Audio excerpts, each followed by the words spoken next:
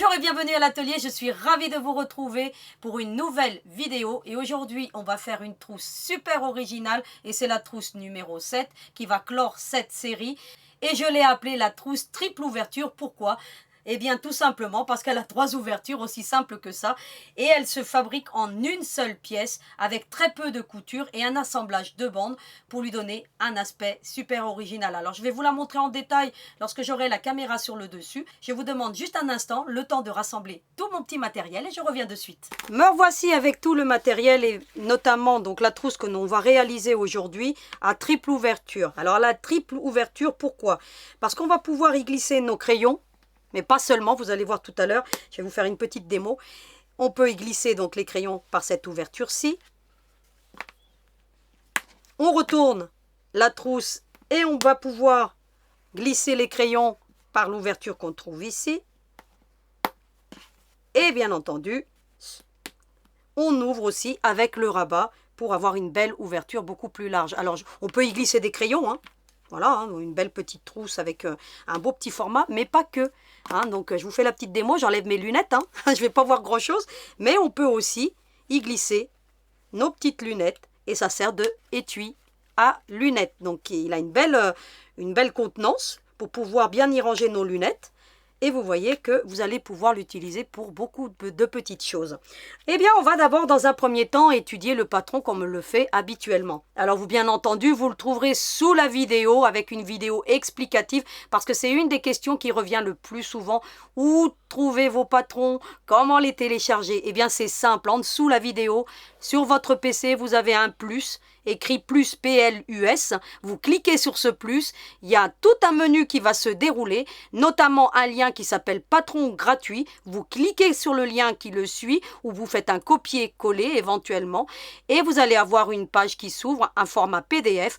En haut à droite, vous avez 3 petits points. Vous faites Download File avec, il y a une petite flèche vers le bas et vous téléchargez votre patron. Vous pourrez ainsi l'imprimer, l'enregistrer sur votre PC, mais vous avez une vidéo qui vous explique comment le faire parfaitement. Vous trouvez aussi sous la vidéo, bien entendu, tous les liens des matériels que j'utilise en cours de vidéo. Les ciseaux, les pinces, voilà. Tout ce que je vais utiliser en cours de vidéo, vous le retrouvez en général sous la vidéo également, au même titre que le patron. Alors le patron, il est très simple hein, cette fois-ci. Hein, donc alors, j'ai pas encore mis les photos comme habituellement. J'attends toujours de finir le projet qu'on réalise ensemble pour pouvoir agrémenter ce petit patron. Parce qu'il n'est vraiment pas très grand. Alors, vous avez dans un premier temps cette trousse. Alors, on a vu qu'elle avait 3 ouvertures, mais pas que. Alors, vous allez pouvoir la laver facilement. Pourquoi? Parce qu'une fois qu'on a enlevé toutes les pressions, eh bien, elle se retrouve à plat.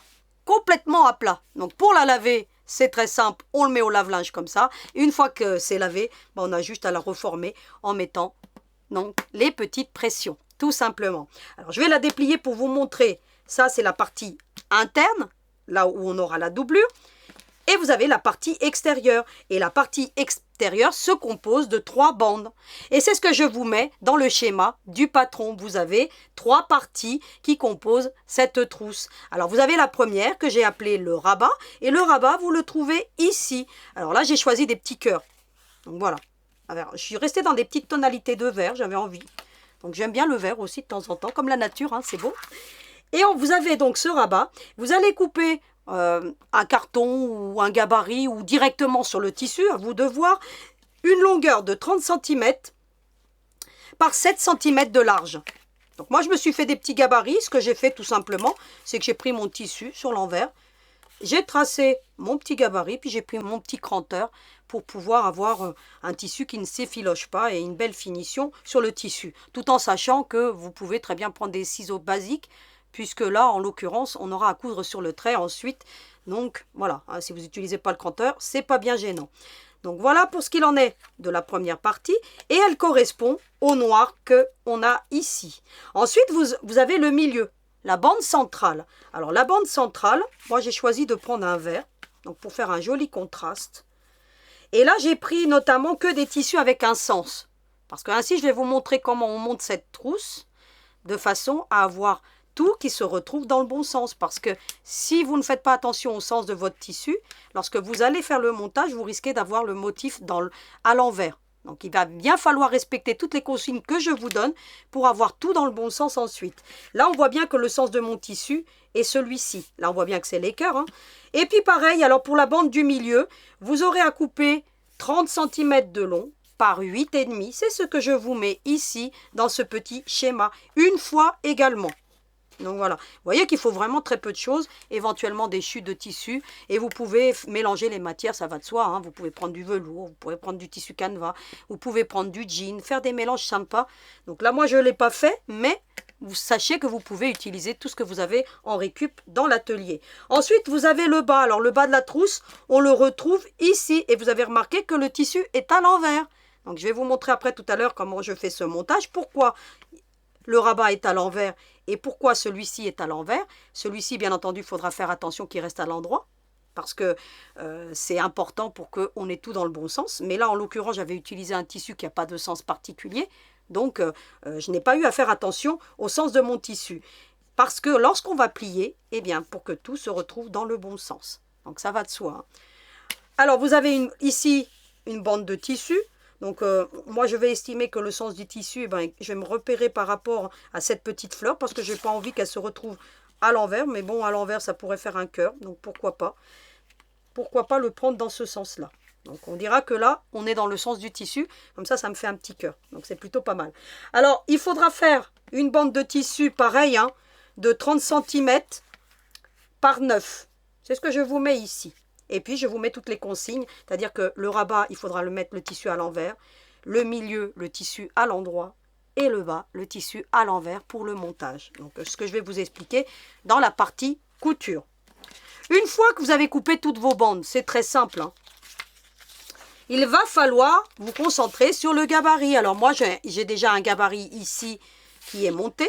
Donc, voilà, il est tout plein. Eh bien, vous avez deux parties, deux demi-plans.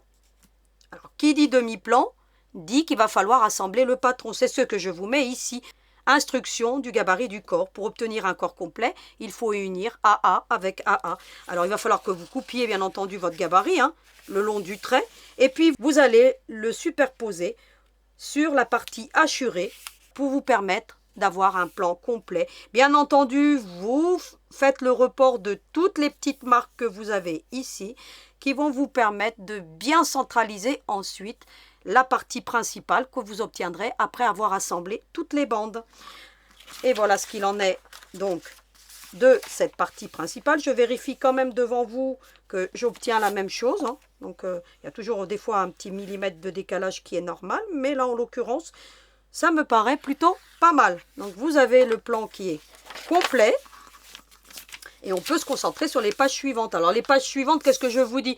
Je vous dis les instructions de couture. Le gabarit sera tracé sur les bandes qu'on aura obtenues une fois qu'on les aura assemblées. On viendra tracer sur l'envers puisque je vous mets qu'il faudra coudre sur le trait. C'est ce que je vous mets ici.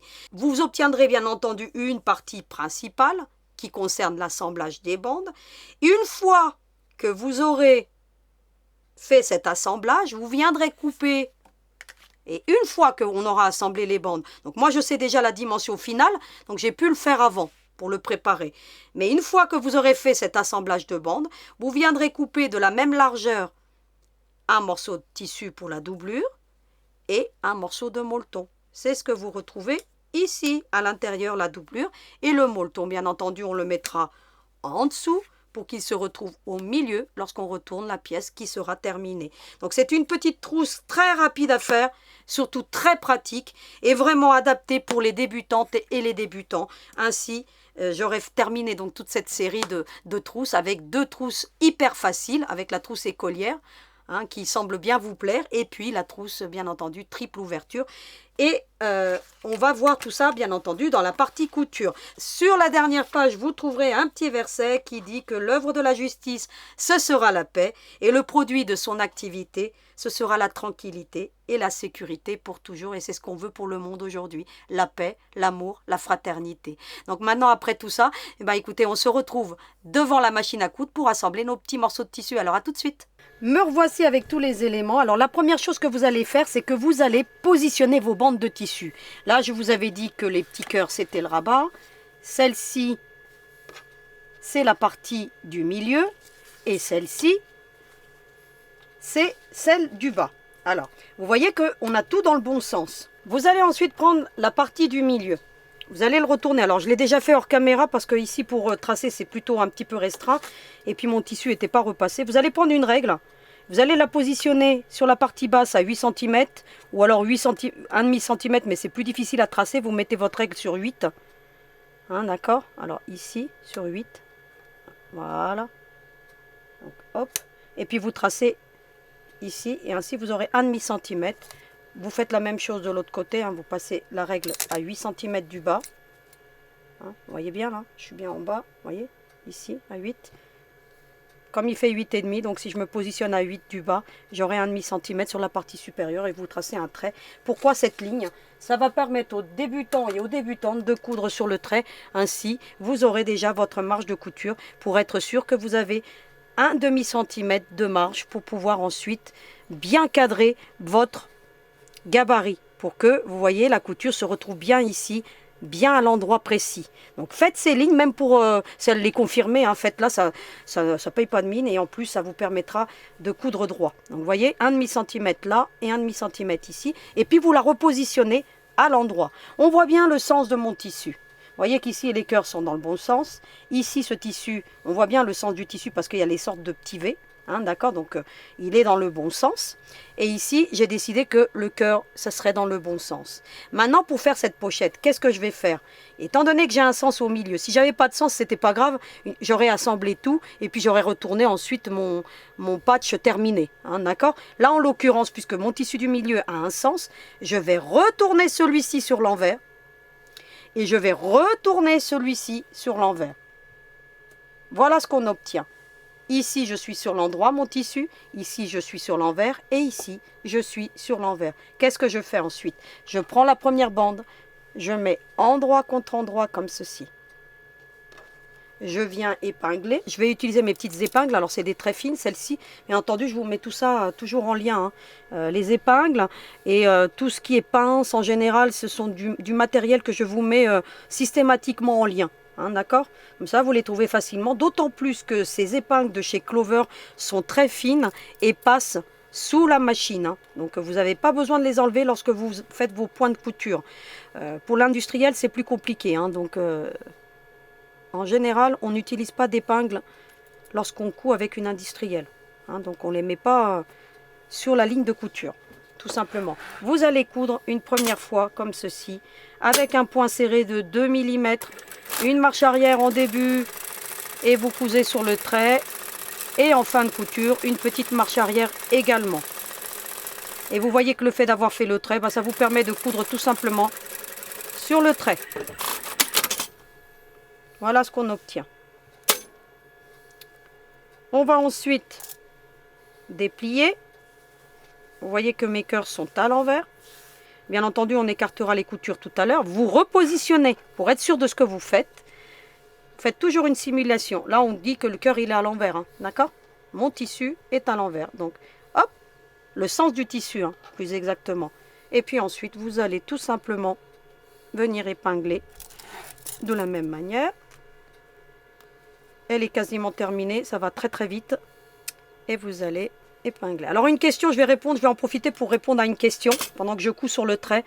On me pose souvent la question, est-ce que je dois rajouter des marges de couture à vos patrons? Non. J'étudie toujours mes patrons de façon à ce que vous n'ayez aucune marge de couture à rajouter, de quelque nature que ce soit, même lorsqu'on fait des poupées. Soit on coud sur le trait, soit on coupe sur le trait, mais ne rajoutez jamais de marge de couture, sinon ça va, écoutez, ça risque de fausser tout simplement votre ouvrage. Hein.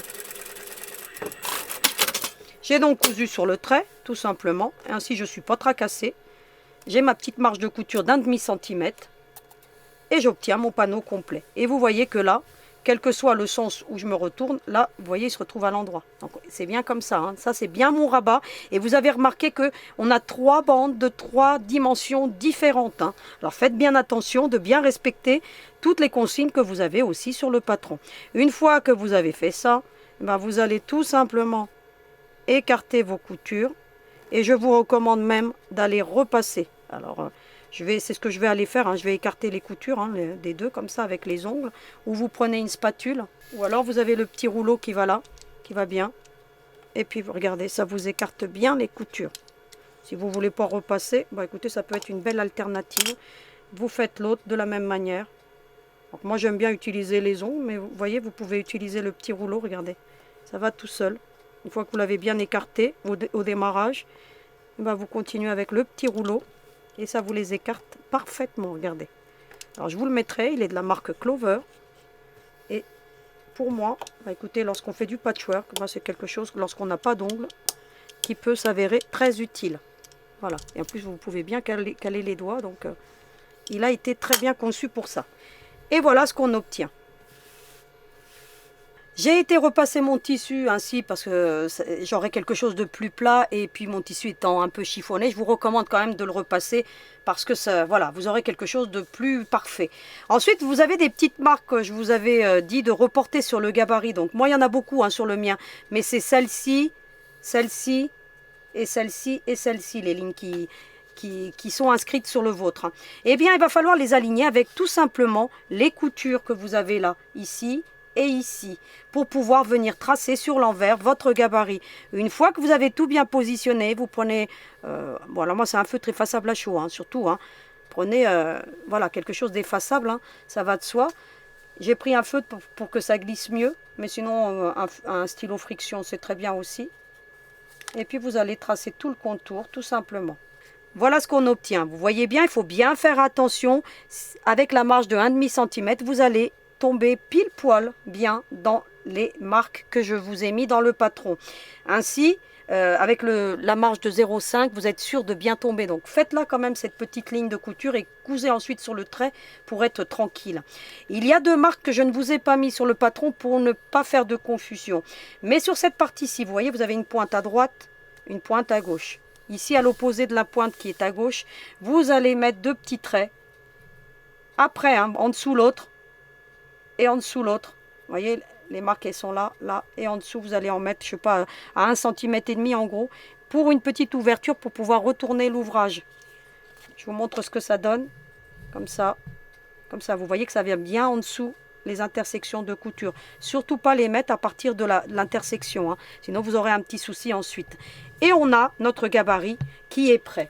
Une fois que vous avez ce gabarit qui est tracé, que vous avez la partie principale qui est faite, à ce moment-là seulement et à ce moment-là, vous allez venir couper votre doublure, tout simplement, de la même largeur. Alors moi, elle est un peu plus grande ici, hein.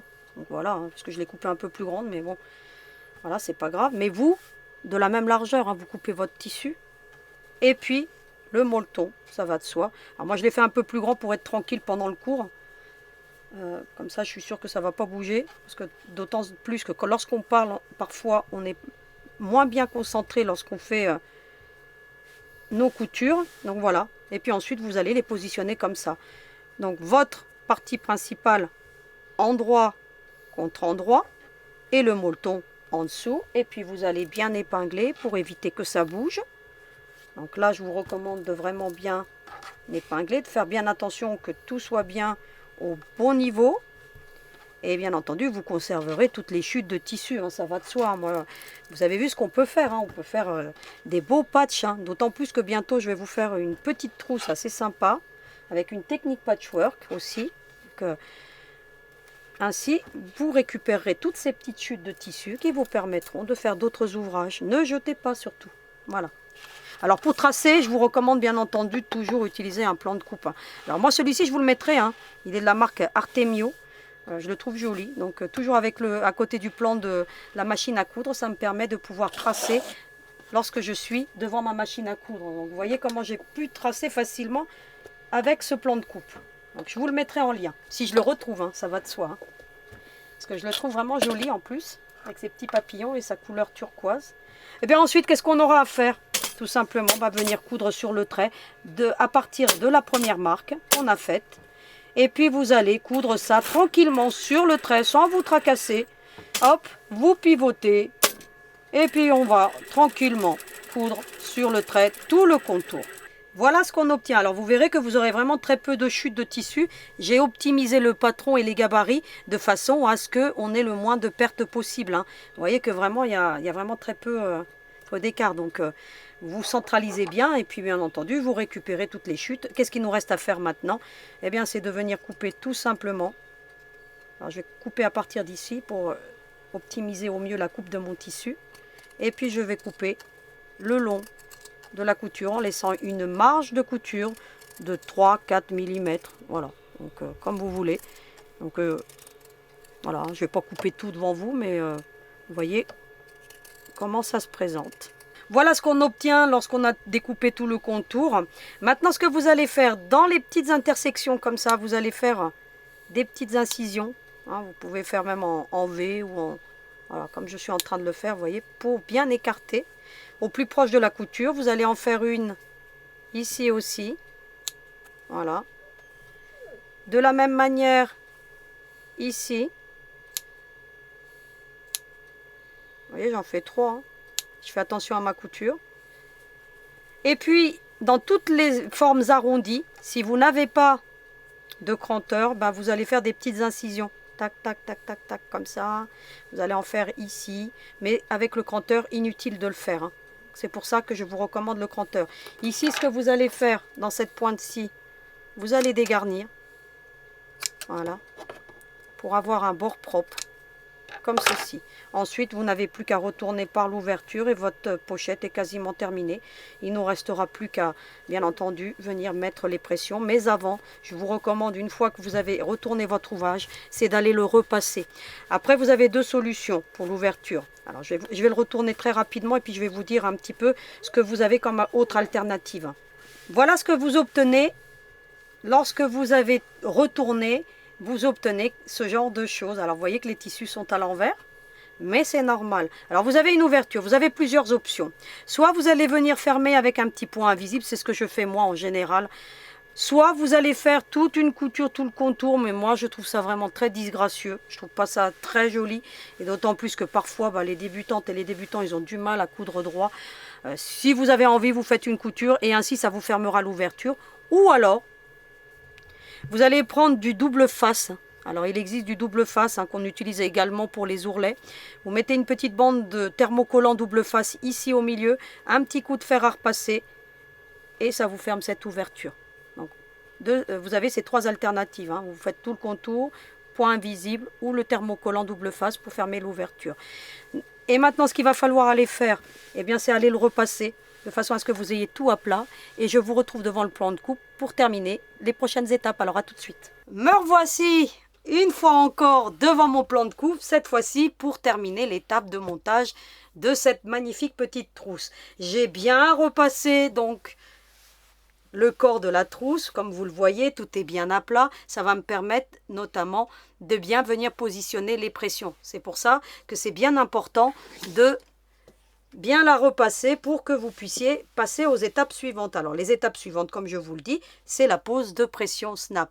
Donc je vous recommande des pressions snap, ça va de soi, parce que c'est très facile à adapter dans beaucoup de mes créations, notamment lorsqu'on fait des vêtements pour les poupées, lorsqu'on fait des petites trousses, des petites pochettes sympas. Ça vous permet d'avoir tout de suite une belle finition et ça évite aussi de venir coudre des pressions à coudre ou de venir appliquer des scratchs ou de coller d'autres pressions ou de mettre des boutons. Moi, je trouve que c'est une belle alternative. Donc, bien entendu, je vous mets en dessous la vidéo tout le matériel qui concerne donc justement la pince Vario de chez Prime. Alors, bientôt, je vous présenterai aussi la pince créative de chez Prime. Alors, je ne l'ai pas encore eu testé, je n'ai pas encore eu le temps de l'utiliser, mais c'est une pince qu'on adapte et qu'on fixe sur le plan de travail. Donc, je vais la fixer sur mon plan de travail. Comme ça, lorsque j'aurai des pressions à poser, elle sera toujours à disposition plutôt que d'avoir la pince. Donc ça, je m'en servirai comme portative lorsque je ferai mes petites animations dans les écoles. C'est toujours pratique d'avoir ce genre d'outils. Donc voilà, donc c'est jamais perdu. Il faut toujours conserver l'outil qu'on a en main, même si on en acquiert d'autres, parce qu'on peut toujours en trouver un usage parfait. Donc on a ici le corps. Vous voyez qu'on obtient quelque chose de super sympa. Et bien, il nous reste tout simplement à venir maintenant monter cette trousse. Alors ce que je fais, moi dans un premier temps, je viens, je positionne comme ça, j'évite que ça fasse un pli ici, je viens, une fois que c'est en place, je prends mon petit fer à repasser. Donc pareil, le fer à repasser, je vous le mettrai en lien parce qu'il est vraiment très très bien. Il est de la marque Tristar. Et franchement, il est plutôt pas mal. Je l'aime bien. Et il repasse très bien. Et il a un beau débit de vapeur. Faites attention avec ce genre de petit fer à repasser de voyage. Lorsqu'ils ont de l'eau, et tant qu'ils ne sont pas chauds, ils ont tendance à mettre de l'eau un petit peu partout. Donc moi, je le mets souvent comme ça. Vous devez certainement le voir dans beaucoup de mes vidéos. Il est toujours debout pour éviter qu'il y ait de l'eau partout. Et puis bien entendu, je vous mettrai la petite table à repasser de la marque Shuezi. Donc le mien, je l'ai refaite. Donc voilà, parce que à force, c'était abîmé. Et puis ce genre de petit feutre, ça permet de protéger aussi la petite table. Et puis un petit support en caoutchouc. Alors on voyait bien les débits de calcaire. Donc on est dans une région calcaire par chez moi. Donc voilà. Donc ça fait un petit peu de traces. Mais c'est pas gênant. Ça se lave. Une fois que vous avez bien repassé comme ça, vous allez prendre votre petit rabat. Vous allez le positionner de la même manière. Comme ceci. Voilà. Et puis vous allez mettre un petit coup de fer. Alors, vous le faites ou vous le faites pas. Moi, je vous recommande de le faire pour pouvoir bien mettre tout en place ensuite. Et pour que tout reste bien marqué. Pour que votre tissu reste bien marqué. Puis après, je reviendrai mettre un petit coup de fer ici. C'est pas gênant pour le moment et surtout pour amorcer les prochaines étapes. Ensuite, qu'est-ce qu'il va falloir faire?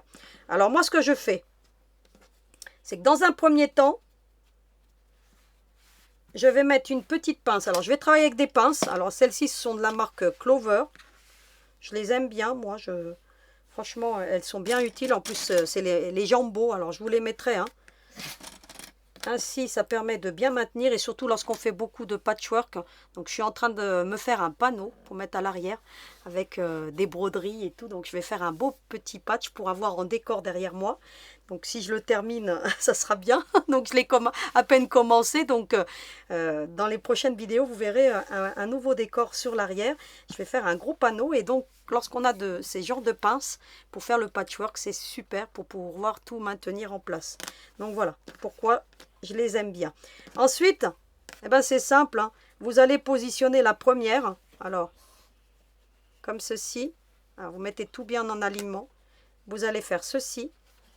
Alors, les coloris se marient super bien, je trouve. Vous allez mettre une pince ici. Et puis, vous allez plier l'autre sur l'arrière, tout simplement. Donc, rien de compliqué, comme ça. Et pareil. Alors, vous allez mettre tout bien en alignement, tout bien à plat. Et vous allez mettre aussi une petite pince ici. Je vais pouvoir enlever celle-ci. Et vous obtenez ce genre de choses. Voilà ce qu'on obtient. Ensuite, vous allez déterminer les couleurs. Alors, chez Prime, l'avantage de chez Prime, c'est que vous en trouvez toute une multitude de couleurs. Alors, ce que je vais vous mettre en lien, bien entendu, c'est la boîte avec un kit de démarrage, si vous voulez. Vous allez avoir plusieurs couleurs. Vous n'aurez pas forcément les couleurs que j'ai ici devant vous, puisque moi, je les ai complétées au fur et à mesure des années. Donc, voilà, c'est pour ça que j'ai beaucoup de couleurs. Vous devez avoir pas moins de 10 coloris dans la boîte. 10 ou 15 coloris, je ne sais plus exactement, mais une dizaine de coloris. Donc, et puis le reste de la boîte sera vide, donc ça sera à vous de les compléter. Et même d'acheter les boîtes vides, parce que moi j'ai acheté les boîtes vides. Je vous mettrai aussi une boîte vide. Ainsi, si vous avez envie d'acquérir de nouvelles pressions Snap avec des nouveaux coloris, vous pourrez bien entendu la charger comme moi je le fais. Alors voilà, donc je vais choisir les coloris. Moi je pense, vous me direz ce que vous en pensez dans vos commentaires. Je vais déterminer. Donc celui-ci, je trouve qu'il va bien ici. Donc c'est-à-dire qu'ici, je vais mettre ce genre de pression. Donc, il faut utiliser des pressions mâles et des pressions femelles. Donc ici, je trouve que ici, ça se combine plutôt pas mal. Et après, vous allez jouer avec les pressions, tout simplement. Pourquoi pas mettre ici une plus foncée? Pourquoi pas? Pour faire un petit contraste. Vous voyez? Vous allez jouer avec vos petites pressions, tout simplement. C'est ce que je vais faire moi. Voilà. Et sur l'arrière, écoutez, j'ai envie d'en mettre une, moi je sais pas, celle-ci on va voir comment elle va, je vais rester sur le vert en fait, vous voyez, allez, je vais jouer avec les tonalités de vert, j'ai envie, donc voilà. Et qu'est-ce que je vais faire? C'est simple, une fois que j'ai déterminé les coloris, alors je regarde si celui-ci va bien, pas trop, J'aime pas trop celui-là. On va voir celui-ci, comment il va derrière. Pas bien non plus. Pourquoi pas mettre un blanc ici? C'est ce que je vous disais tout à l'heure, vous voyez, je les ai complétés. Donc j'ai acheté des boîtes vides et puis ensuite je suis venue acheter des pressions. Et puis voilà, hein, donc quand je vais dans mon magasin de couture, ben, je reviens toujours avec des pressions. Comme ça, bah, écoutez, j'ai du stock parce que comme j'en fais beaucoup, des pochettes, et pour les poupées, ben, on a, comme ça j'ai plein de couleurs. Donc voilà, je l'ai complété. Donc au fur et à mesure des années. Donc j'ai 3 boîtes pleines comme ça. Donc voilà. Ensuite, bah écoutez, je vais venir positionner la première pression. Alors, je vais déterminer, vous voyez, je veux que ça arrive vraiment au niveau de la pointe, hein, pas trop sur la partie extérieure. Je marque une fois que j'ai trouvé le bon emplacement. Je prends ensuite mon poinçon de la marque Clover. Ça me permet de bien perforer le molleton, parce que le molleton, ben, on a toujours plus de mal à le perforer. Vous avez remarqué que je laisse toujours ma petite pince pour pouvoir bien tout maintenir. Et ça va être bien utile pour les prochaines étapes. Ensuite, je mets la pression mâle. Vous voyez? Je prends ma petite pince, la partie qui est plastique en dessous pour pouvoir bien mettre le snap en place. Et puis, ensuite, je fais une légère pression. Voilà. Et ma pression est positionnée. Ensuite, ce que je fais, c'est toujours en place. Je viens, je prends mon mine craie. Alors, je ne mets pas du blanc. Hein. Je mets, vous voyez, j'ai mis de la couleur là. Pour que ça puisse bien se voir. Vous voyez, vraiment, j'insiste. Hein. Vous voyez, on voit bien. Je viens ensuite et je marque mon tissu. Vous voyez, ça a fait un petit cercle. Ensuite, je peux enlever la pince. Je viens, je perfore le centre. Je traverse toutes les épaisseurs. Je viens positionner mon snap sur la partie arrière, la femelle ici, et je viens avec ma pince et je fais une pression. Et ensuite, bah, je viens effacer. Hein. Il existe des gommes pour effacer les mine craie, d'accord? Regardez, vous voyez? Ce genre de gomme, ça vous permet de bien venir effacer. Hein. Voilà. Donc il faut bien insister. Hein. Voilà. Donc, je le ferai mieux tout à l'heure, mais en général, ça nous permet de bien effacer. Regardez, vous voyez? Donc, je vous la mettrai en lien. C'est de la marque Sue Line, celle-ci. Et puis l'avantage, c'est que, vous voyez, ça se charge très très bien. Alors, c'est des gommes spéciales. Hein, c'est pas les mêmes que pour les crayons, hein, les crayons de papier. Hein. Voilà. Regardez, ça efface. Hein. Vous voyez? Voilà. Donc, j'effacerai mieux tout à l'heure. Et ensuite, ben voilà, on a positionné la première pression. Vous allez faire la même chose sur la partie arrière. C'est ce que je vais faire maintenant. Et je vous montre comment je mets ensuite sur le rabat. Voilà ce qu'on obtient. Quelque chose de bien propre, bien joli. Regardez sur l'envers. C'est plutôt original. Je trouve que celle-ci, elle est encore plus belle que l'autre. Et voilà ce qu'on obtient. Ensuite, on va se concentrer sur le rabat, tout simplement. Alors, je voulais quand même vous le montrer pour que vous sachiez comment je fais. Eh bien, je plie comme ceci. Je fais en sorte que tout reste bien en place. Alors, vous voyez qu'il était inutile de faire la couture tout le contour parce que les pressions tiennent le tout en place.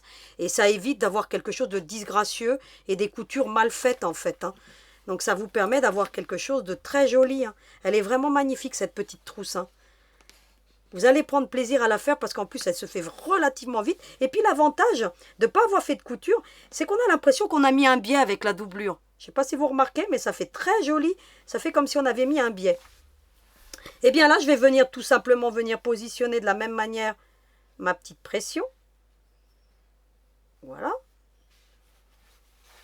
Alors, je vais bien la mettre au centre. Vous, éventuellement, vous faites un marquage pour le centre. Vous voyez, j'appuie avec ma pression une fois que j'ai bien trouvé. Ça me fait une petite marque. Et je viens avec mon poinçon. Le poinçon, il est top hein, de chez Clover. Hein. Il est très fin, mais il faut faire vraiment attention parce qu'il pique. Hein. Et vous pouvez vraiment vous blesser avec. Hein. Faites attention hein, quand vous l'utilisez. Voilà. Et puis alors de la même manière, hein, je prends la pression mâle. Je viens avec ma pince Vario. Et hop. Ce que j'ai fait tout à l'heure, je fais la même chose. Hein. Je vais aller en accéléré parce que vous avez compris maintenant. Je voulais juste vous montrer les étapes pour bien positionner le rabat. Mais voilà, hein, vous avez compris. Hein. Comme ça, je vous garde encore un peu avec moi. Donc voilà. Et voilà la petite marque. Vous voyez, ça marque bien. Hein. Et puis ensuite, vous n'avez plus qu'à enlever les petites pinces. Vous perforez au milieu. Vous faites attention cette fois-ci. Hein. Juste la partie frontale hein, qu'on perce. Et puis vous venez sur l'arrière mettre la petite pression. Investissez sur ce genre d'outils parce que franchement en plus ça va, ça reste raisonnable. Hein. La pince Vario reste raisonnable. Les pressions, bah écoutez, en général ça tourne dans les 3 € et puis vous en avez beaucoup à l'intérieur. Hein, donc franchement investissez dans une pince Vario. Vous ne serez pas déçus et vous obtiendrez toujours des petites pochettes avec des belles pressions. Voilà, on a terminé la petite trousse. Et je trouve qu'elle est encore plus jolie que l'autre. Vous me direz ce que vous en pensez dans vos commentaires, mais j'ai vraiment le coup de cœur pour la petite verte que je trouve vraiment extraordinaire. Je trouve qu'elle est beaucoup plus sympa. Donc voilà. Mais vous avez vu, je vous dis quand même, voilà, je vais vous donner là un petit cours comme ça pour bien choisir vos couleurs. Vous avez remarqué que le vert, on le retrouve ici. On retrouve le blanc, pareil.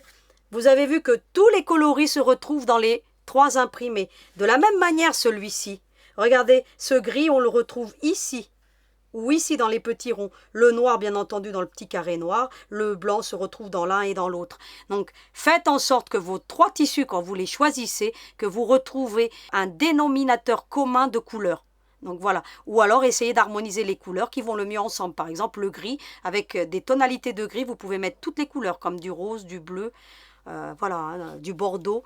Tout se marie très bien avec le gris. Donc, c'est des petites astuces que je vous donne de comment moi je fais pour harmoniser mes couleurs. Une fois que vous avez mis toutes les pressions, bien entendu, vous allez les travailler. Alors, vous mettez vos ongles comme ça, vous ne tirez pas dessus. Et puis, vous allez faire ça plusieurs fois, de façon à bien travailler votre pression. Une fois qu'elles seront bien travaillées, eh bien, vous allez pouvoir les ouvrir facilement. Vous voyez, elles s'ouvrent ensuite très facilement. Voilà. Ça permet de le donner à des personnes déjà bien positionnées. Parce que si vous leur donnez alors que vous ne les avez pas travaillées, ça va arracher les pressions. Donc, il faut bien la travailler. Vous faites le mouvement, moi en général 7 fois. Et puis ensuite, bah, ça s'ouvre parfaitement. Donc, voilà cette petite trousse. On pourrait dire que c'est une trousse origami. J'aurais pu l'appeler la trousse origami parce que honnêtement, bah, c'est un pliage, donc un pliage qui dit pliage dit origami. Donc voilà, je l'ai appris la trousse 3 ouvertures, mais je vais rajouter le mot origami parce que ça se prête bien à cette trousse. Donc voilà, j'ai terminé le cours d'aujourd'hui. Je vous retrouve maintenant pour le petit mot de la fin. Alors à tout de suite. J'ai encore terminé une trousse devant vous et c'est la dernière de la série. Et je vais bien entendu l'appeler la trousse origami à 3 ouvertures. Elle est vraiment sympa, faites-la parce que franchement, le résultat est plutôt bluffant. Et vraiment, moi je l'aime beaucoup. J'aime bien la verte, hein. Soit dit en passant. Je vais peut-être me la garder pour mettre mes lunettes finalement. Je la trouve vraiment chouette. Hein. À glisser dans le sac, ça va être plutôt pas mal. Donc voilà, donc je suis vraiment heureuse de vous avoir présenté ce nouveau projet. Je vous retrouve bien entendu la semaine prochaine avec quelque chose de nouveau. Toujours aussi original. Alors, j'ai pas encore d'idée parce que je voudrais bien qu'on fasse aussi la période de Noël. Alors, si vous avez des idées, pourquoi pas me les suggérer dans vos commentaires de façon à ce que je puisse déjà commencer à travailler sur les projets de fin d'année pour les fêtes de Noël. Je voulais terminer donc cette vidéo en faisant de très gros bisous à Jeanne Berthollet. C'est quelqu'un qui me suit depuis mes débuts et qui m'envoie souvent des messages qui sont vraiment phénoménales et qui font vraiment chaud au cœur. Jeanne, je t'embrasse très fort. J'ai pas le temps de t'écrire, j'ai pas le temps de te répondre, mais sache que je pense très fort à toi et à vous toutes aussi et tous qui me suivez. Je vous embrasse bien fort. Je vous retrouve la semaine prochaine avec de nouveaux projets. Et en attendant, vous n'oubliez surtout pas, hein, à vos aiguilles!